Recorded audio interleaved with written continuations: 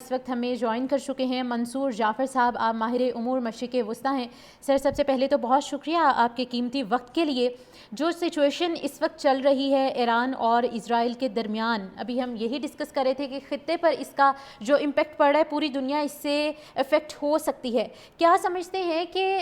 جو ایک وجہ سامنے آئی، ایران نیوکلیئر ٹیکنالوجی کی طرف بڑھ رہا تھا اور اس وجہ سے اسرائیل نے اس پر اٹیک کیا، کیا یہ ویلڈ پوائنٹ ہے؟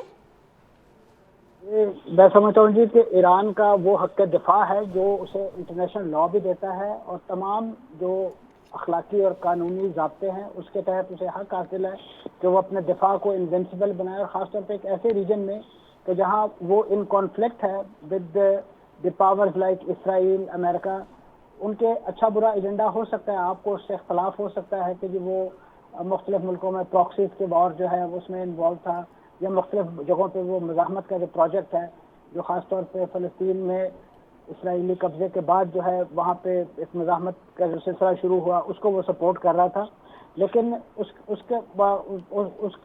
ہیونگ سیڈ دس، یہ حق کسی ملک کو نہیں دیا جا سکتا کہ وہ ایران کو یا کوئی بھی ایسا ملک کہ جو اپنے دفاع کو انوینسیبل بنانا چاہتا ہو، چاہے وہ کنونشنل آرمز کی ڈیولپمنٹ کی صورت میں ہو یا وہ نیوکلیئر آرسنل کی صورت میں ہو، وہ اسے اس سے روکے. کیونکہ یہ دنیا میں آج یہ رول آف دا گیم ہے اب اس وقت کہ یہ سروائیول آف دا فٹسٹ کی دنیا ہے. جو بندہ اس میں فٹ ہے اپنا دفاع کر سکتا ہے، یا جو ملک یہ صلاحیت رکھتا ہے وہی سروائیو کرے گا. ادروائز اسے دوسرے ملک یا دوسرے لوگ جو ہیں وہ بالکل کرنے والا سمجھتے ہوئے وہی سلوک کریں گے جو اس وقت ایران کے ساتھ کیا. اور ایران نے اسی اپنا حق استعمال کرتے ہوئے اس کیپیبلٹی کو ڈیولپ کرنے کی کوشش کی، جو یقیناً مغرب کو اور خاص طور پر اسرائیل کو پسند نہیں تھی، کیونکہ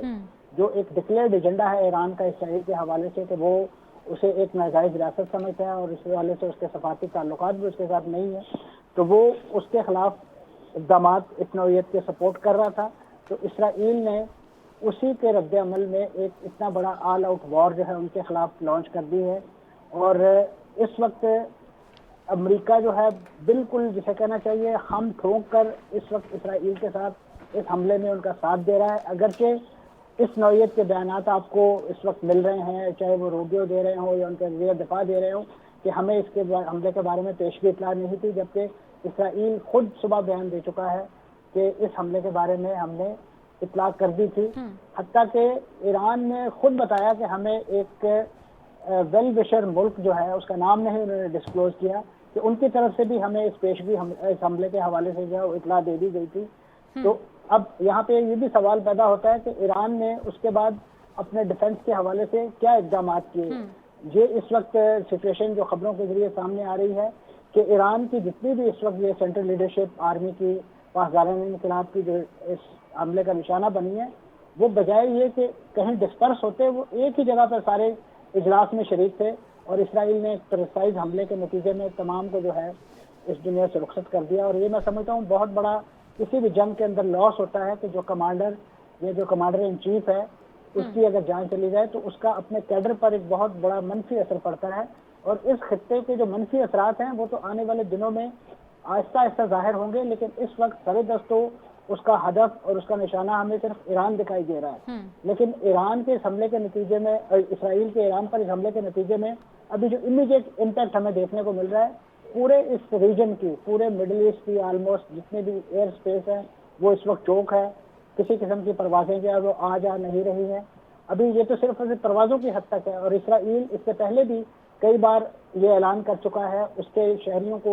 یہ اسٹینڈنگ آرڈر ہے کہ وہ اپنے زیر زمین پناہ گاہوں میں چلے جائیں. یہ وہ اسرائیلی اور صہیونی ہے جو کہ دنیا بھر سے بڑے خوشحالی کے خواب دکھا کر یہاں پہ لایا گیا تھا، اور یہ لوگ یہاں پہ اس ماحول میں زیادہ دیر نہیں رہ سکتے. اگرچہ ایران کے پاس کوئی ان پر پرسائز اٹیک کرنے کے حوالے سے شاید اپنے پاس ایسا نظام موجود نہ ہو، لیکن ان کی طرف سے بھیجے گئے یہ جو مختلف پتر ڈرونز ہیں یہ ان صہیونیوں کو اور ان اسرائیلیوں کو ڈرانے کے لیے اور ان کو اپنے زیر زمین جو محفوظ پناہ گاہیں ہیں اس میں رکھنے پر مجبور ضرور کر سکتے ہیں. اور میں سمجھتا ہوں حماس کا جو حملہ تھا اس کے بارے میں بہت رد و قد کی جاتی ہے کہ حماس نے بغیر تیاری کے یا بغیر ایک، لیکن آپ دیکھیں کہ اس خوف کے نتیجے میں جو 20 ماہ سے جنگ جاری ہے اس وقت غزہ کے اندر، اس وقت اسرائیل سے جتنے بڑے پیمانے پر ریورس مائیگریشن ہوئی ہے اور اسرائیل کی اکانومی کو جتنا بڑا نقصان پہنچا ہے خاص طور پہ، وہ اس وقت میں سمجھتا ہوں اس کی ریفلیکشن جو ہے وہ ہمارے ہاں نہیں ہو پا رہی، جس کی وجہ سے اسرائیل کا یہ جو ایک آل ویل کا جو چہرہ ہے، آل اوکے کا جو پوسٹر ہے، وہ دنیا کے سامنے پیش کیا جا رہا ہے۔ میں سمجھ رہا ہوں کہ وہ جو قرآنی احکامات ہیں کہ جس میں آپ کو اب ضرب لگتی ہے تو آپ کے دشمن کو بھی تکلیف پہنچتی ہے، دشمن کو جس نوعیت کی تکلیف ایران کو پہنچانے کی صلاحیت ہے اس میں یقیناً وہ کسی طریقے سے کوئی کمی نہیں کر رہے، اور آنے والے دنوں میں اس میں مزید شدت آئے گی، اور اس کا جو فال آؤٹ ہے آپ نے پوچھا وہ اکنامک بھی ہو سکتا ہے، اور آنے والے دنوں میں ابھی ریسنٹلی جیسے ڈالر کی قدر میں ایک کمی دیکھی جا رہی ہے، تیل کی قیمتوں میں اضافہ، اور اس کے ساتھ ساتھ گولڈ کی قیمتوں میں، اور سب سے بڑا جو میں سمجھتا ہوں آنے والے دنوں میں جو اس وقت پیسج اس وقت آبنائے ہرمز کی شکل میں ایران کے پاس موجود ہے اس میں خلیج میں، اگر وہ چوک کر دیا گیا تو دنیا میں جو سپلائی چین ہے وہ جتنے بڑے پیمانے پہ چوک ہو سکتی ہے، متاثر ہو سکتی ہے، اور اس کے جو فار ریچنگ امپیکٹ ہیں اکانومیز پہ، ملکوں کی معیشت پہ،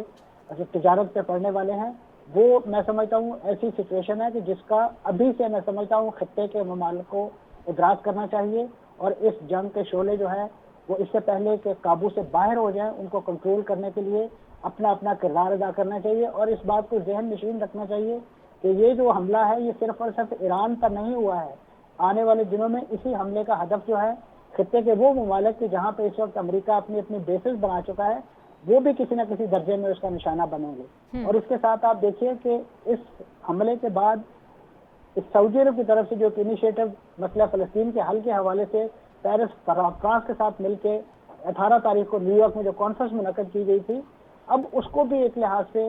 سبوتاج کرنے کی، ٹورپیڈو کرنے کی کوشش کی گئی ہے، کیونکہ اسرائیل تو اس مسئلے کا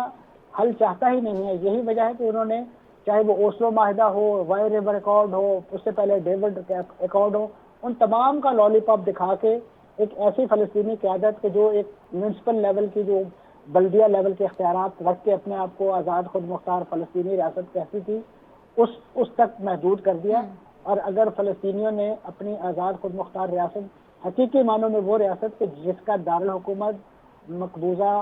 مشرقی بیت المقدس ہوگا، جہاں پہ قبلہ اول ہے، مسلمانوں کی مسجد اقصیٰ ہے، اور آج اس وقت بائی دا ٹائم وہ اسپیک کووڈ کے بعد پہلی مرتبہ اسرائیل کو یہ ضرورت ہوئی ہے کہ مسجد اقصیٰ کو تمام ہر قسم کے نمازیوں سے خالی کروا لیا گیا ہے۔ یہ مسلمانوں کی غیرت کے لیے سب سے بڑا چیلنج ہے کہ ان کا جو تیسرا مقدس حرم ہے وہ اس وقت یعنی نمازیوں سے اور مسلمانوں کی عبادت سے اور ان کی جو اذانوں سے ہے وہ خالی کر لیا گیا ہے۔ تو یہ خطے کے جتنے بھی ممالک